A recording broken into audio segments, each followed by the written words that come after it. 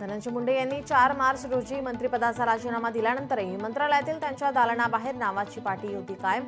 आज तब्बल 2 महिन्यांच्या कालावधीनंतर मुंडेंच्या नावाची पाटी हटवली।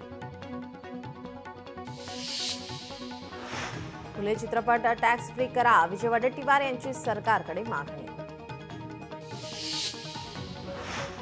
फ्रूट मार्केटमध्ये इम्पोर्टच्या मालासोबत 100% ड्रग्ज येत असणार असा आम्हाला विश्वास, माथाडी कामगार नेते नरेंद्र पाटील यांचा गंभीर आरोप। माथाडी कामगार कायद्याअंतर्गत माथाडी कामगार आक्रमक।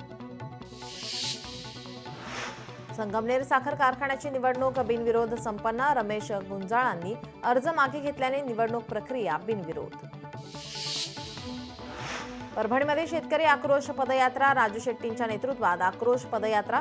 परभणीच्या माळसुन्ना परिसरातून मोर्चाला सुरुवात। आज जिल्हाधिकारी कार्यालयावर मोर्चा धडकणार, शेतकरी आत्महत्यांना अजित पवार जबाबदार।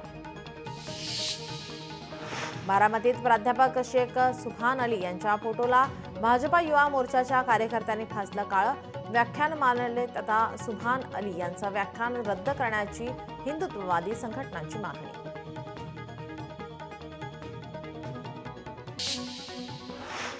सतीश भोसले उर्फ खोक्याला बीड न्यायालयाकडून दणका, सतीश भोसलेचा जामीन अर्ज न्यायालयाने फेटाळला।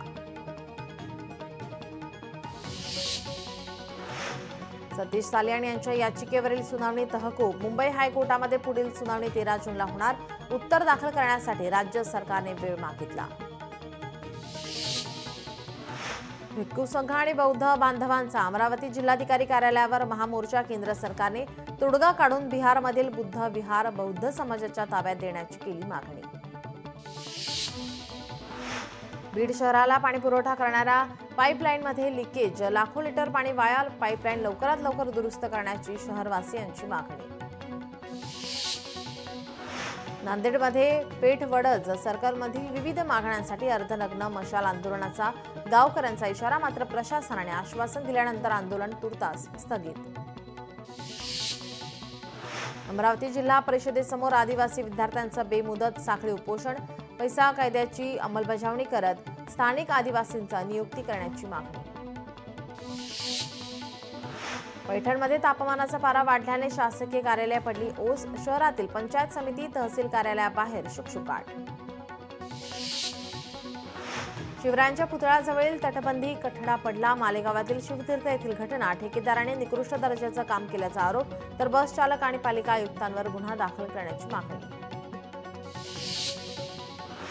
वर्ध्यात भीषण पाणी टंचाई, कारंजा शहरात नागरिकांना 10 दिवसांनी पाणीपुरवठा, तातडीनं पाणी समस्या सोडवण्याची नागरिकांची विनंती।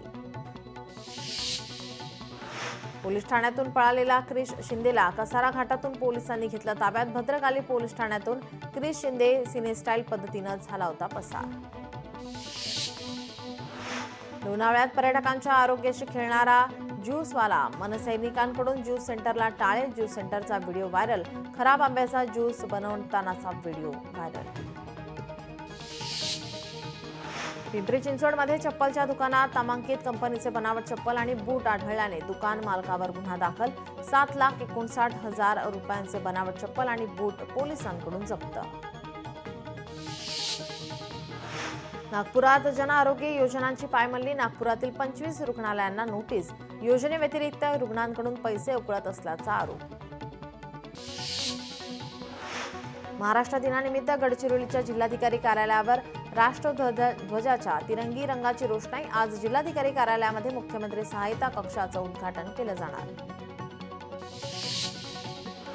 बीडमध्ये मुलाने आत्महत्या केल्याचं दुःख सहन न झाल्याने आईने विष प्राशन करून संपवलं जीवन, एकाच वेळी दोघांच्या मृत्यूने गावात हळहळ। परभणीमध्ये सराईत गुन्हेगाराकडून गावठी पिस्तूलसह तलवारी जप्त, स्थानिक गुन्हे अन्वेषण विभागाची कारवाई, दोघांना अटक।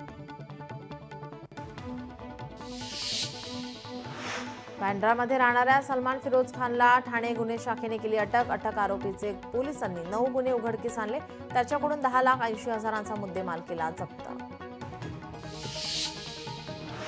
साताऱ्यात गुन्हे शाखेची मोठी कारवाई, 1,91,00,000 रुपयांची बनावट विदेशी दारू जप्त, दारू तस्करांच्या आवळल्या मुसक्या। सिल्लोड तालुक्यातील भावना परिसरात आढळला पुरुषाचा मृतदेह विहिरीमध्ये. मृतदेह आढळल्याने परिसरात खळबळ.